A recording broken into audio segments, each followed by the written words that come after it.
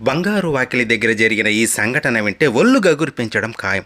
బంగారు వాకిలికి triplicate locking system ద్వారా తాళాలు వేస్తారు.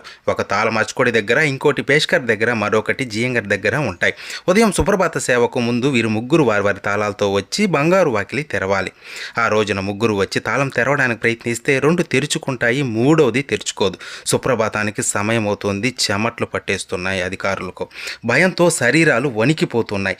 ఈవో సాంబశివరావు, డిఈఓ చిన్నంగారి రమణ అందరూ ఆలయం దగ్గరకు వచ్చి ఆఖరికి గ్యాస్ వెల్డర్తో తాళం తెరవడం జరిగింది. ఫిబ్రవరి 18, 2015న శ్రీలంక అధ్యక్షుడైన మైత్రిపాల సిరిసేన ఉదయం సుప్రభాత సమయంలో స్వామివారి సన్నిధిలో మరికొంత సమయం గడపడం కోసం మన అధికారులు ఉదయం 2:20కి తెరిచే తాళం 2:15కే తెరవడానికి ప్రయత్నించారు. స్వామివారిని యోగ నిద్ర నుండి ముందుగా మేల్కొల్పాలని చూశారు అధికారులు.